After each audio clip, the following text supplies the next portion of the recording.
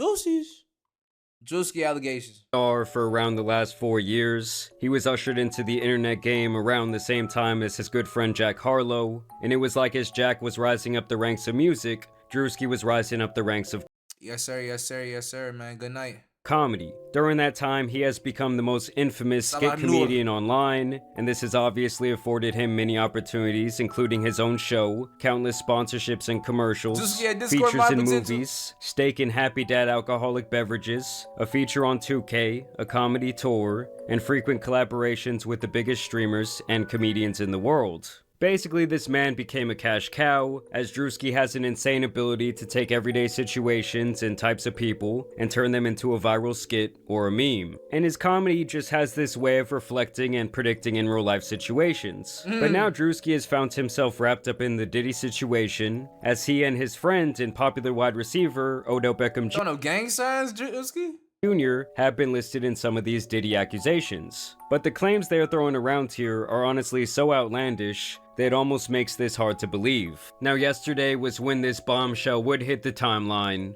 In the matter of Ashley Parham versus Sean Diddy Combs, an amended complaint names 2 more plaintiffs and several additional defendants, including Odell Beckham Jr., Druski, and a myriad of other people. So previously, it was just Ashley Parham versus Sean Diddy Combs, and then a couple John Does that were not listed, and now those John Does, the main ones, have been listed as Druski and Odell Beckham Jr. In total, Druski's name is actually listed 45 different times in this lawsuit, but these are the key details that really make everyone think that this is pretty far-fetched. Defendant Diddy then instructed another defendant Doe to also violate plaintiff defendant Doe, who has been determined to be defendant Druski, is what they're alleging. They say instead of immediately violating the plaintiff, defendant Druski doused plaintiff with more oil and lubricant and then jumped on top of the plaintiff's naked and oiled body, treating it like a slip and slide, and knocking the wind out of the plaintiff due to his enormous size. Sound like bullshit.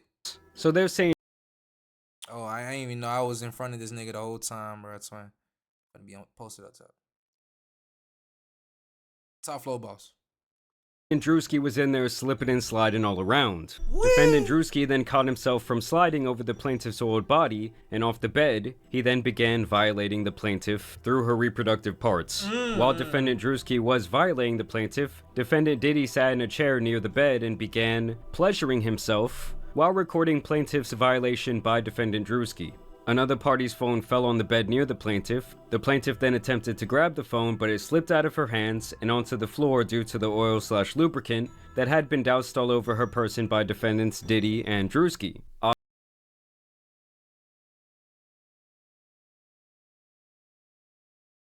What? Obviously, at this point, the baby oil is like infamous in this Diddy case. For those of you who don't remember, they claim that they discovered over 1,000 bottles of laced baby oil in Diddy's house.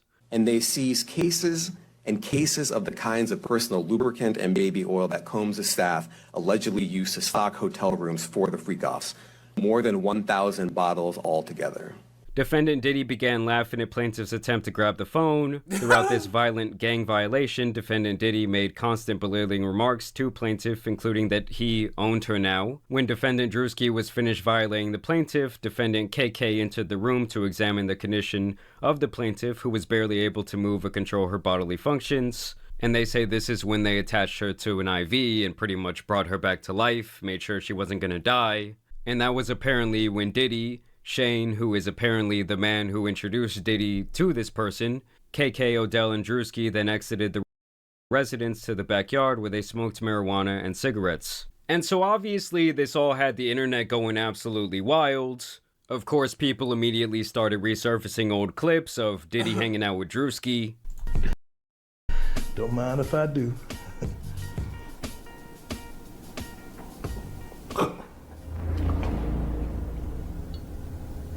They were basically saying that this clip hits different now, as it was also rumored that Diddy had been lacing drinks at his infamous parties. I wouldn't. I don't see Druski doing this shit, bro.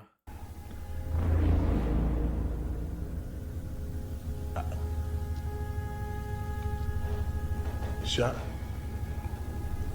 Let me show you how to block this ad. First, you're gonna click on this video, then you're gonna download Pi. It's an ad blocker that's Druski was also asked at one point what it was like to attend these Diddy parties. You ever been to one of Diddy parties? Yeah, I've been in attendance. I've been in attendance. Not, hey, what the fuck you smirking for? ain't saying that. I've been in attendance. We just asking regular That's all I questions. said. That's all I said. I said I've been in attendance. I have been in attendance. We never been. We just asking. We just Yeah, asking. yeah. As soon as you asked, he said, You have fun? I ain't seen that. Yeah, you fun. did. I ain't seen that. "Yeah, I had fun." Yeah, I mean, it was a party. I wasn't at one of them parties. What he said? We ain't say that about no party. What party you talking about? Niggas, y'all What smiling too much. parties you talking about? We say that. I have been in attendance at a puff party. You know what I'm saying? I've been in attendance. Yeah, I went. Yeah, the party I went to, it was girls turn up. You know what I'm saying? The regular. You know what I mean? Other celebrities and shit. Yeah, That's what you do. Now, obviously, Druski does like to troll. Yes, his body language became a little bit uncomfortable, but you do have to keep in mind that thousands of different people have been to these Diddy parties, allegedly, and obviously, when they're all asked about it, they all say, well, you know, I went to the Diddy party, but I didn't go to, like, the Diddy party, like the behind the doors party that was going on. So then I started questioning, well, what was Diddy's real relationship with Druski? And as you guys can see here, back in 2021, Sneaking in Druski did have Druski? this show called Sneaking In with Druski.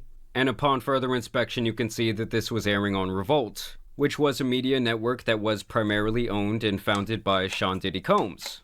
And although he no longer owns any shares in the company, back in 2021, he was still running that shit, and he presumably gave that opportunity to his boy Druski. I also thought that this little tidbit was interesting because Odell Beckham Jr. and Druski have been friends for quite a few years now. Baltimore Ravens wide receiver Odell Beckham Jr. struck up a friendship with Druski upon finding his videos and invited the comedian to stay at his home during the COVID-19 pandemic. And obviously, the pandemic was back in early 2020, and that's where these dates really start not matching up because the defendant is saying that this happened on March 23rd, 2018. Made no sense. Way before Druski was even remotely famous or known online, where the defendant says that this guy Shane invited the plaintiff over to his home to assist him with his cancer medications because he stated he was weak and unable to open his medications. She says upon her arrival that this guy Shane wanted to give her a ride in his new car, and she says this is when this guy Shane pretty much set her up for the violation that allegedly involved Diddy, Druski, and OBJ.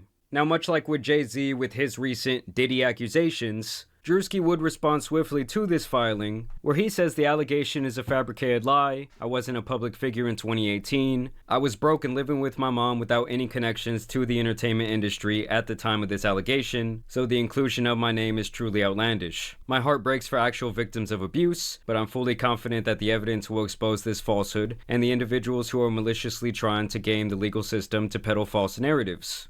So he kind of has the same stance that Jay-Z had back a couple months ago, saying this whole thing is a bunch of bullshit and the timeline isn't even really adding up. And of course, when something like this comes out, you're gonna have a lot of people running with the story. Like this tweet that went viral where this girl says, I can't believe hashtag Odell Beckham Jr. and hashtag Druski are in this new Diddy lawsuit taking turns violating this girl. Wow. You had other popular hip-hop and media pages saying Druski did what? The same sentiment is shared here, ironically including this misinformation meme. Then you had people using Druski's own skits against him, like this guy who says there's no way that this Druski shit is real.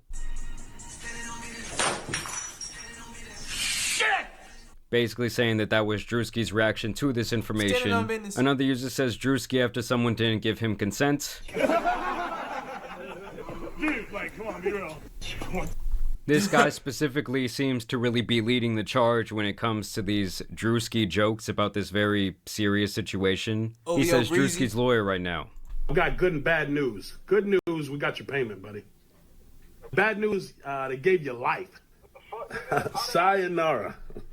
So yeah, it's just crazy to see this guy's own skits and various statements being used against him at this point, even if it is a joke. These are the type of things that people try to get off online, and they do end up going viral. And it's really all just for a couple little Twitter shekels and a little bit of clout. Like, it's not worth making this type of weird, shitty joke, whether you believe he's guilty for some reason or not. Because honestly, I think it's a whole bunch of nonsense. And it leads to other people making more serious statements like this. Okay, so now that Druski was named in the Diddy lawsuit for a gang violation, this creepy skit he made in 2022 about guys getting girls drunk to have sex with them is aging so horribly. And it's like, does the person that posted this not understand that the entire point of this skit was to pretty much dog out guys that act like this. Like, the whole point of the skit is to say the guys who act like this are pieces of shit. Now, here is a clip from 4 months ago of this news network and of the lawyer representing this woman, Ashley Parham, in this case, and now these are the two Jane Does, speaking on behalf of her client and the entire situation. Well, her attorney says she was in her 30s at the time of this alleged violent attack. It happened just about half a mile away from the Orinda police station here in a quiet neighborhood about 6 years ago. So yeah, 6 years ago, long before Druski was known at all. Yeah. Ashley Parham says in 2018, Diddy and his entourage violently gangbang-style her in Orinda. Her attorney, Ariel Mitchell, says it all started when she met a man named She dumb. Shane Pierce in a bar attorney finna in get Contra this shit Costa dropped. County, who began a FaceTime call with Diddy. She actually made a quip about Mr. Combs having something to do, that she didn't like him because he had something to do with Tupac's murder. The lawsuit says Parham believed Pierce invited her over to set her up to be by Diddy. The Contra Costa County Sheriff's Office told us in a statement, a report was taken on March 23, 2018. We take these cases seriously, and detectives thoroughly investigated the accusations. It was later determined the claims were unfounded. And that does make things a little bit more interesting for me because obviously a legitimate report was made at that time, but even back then the police say, well, we found no wrongdoing. As a matter of fact, they're saying we don't believe this ever even happened. She also reported the incident to Walnut Creek Police and Orinda Police without naming Diddy, as she felt she would not be believed. The woman who lives there confirms Pierce lived there, but that he was too sick with cancer and ALS to have done this. She also says Pierce did not know Diddy. So they're saying this guy has not only cancer, but also ALS. Now, if I really want to get into my conspiracy bag, I want to note here that I think that this all could just be a mastermind smokescreen being set by Diddy and his legal team. It's like Pokemon, okay? The accuracy goes down once you set the smokescreen. Because recently, the case against Jay-Z has been dropped without prejudice, which I believe means that they cannot, like, try to bring it back up in court. They cannot try Jay-Z again for the same thing. Obviously, there was a lot of holes in the timeline of that story. The accuser's own father said that he doesn't remember any of that taking place. And What? overall, the timeline and the series of events, especially when she came out on that news segment, just really were not adding up. And when the decision by the judge was made public and that entire thing was dismissed, Sean Combs' legal team would put out this statement.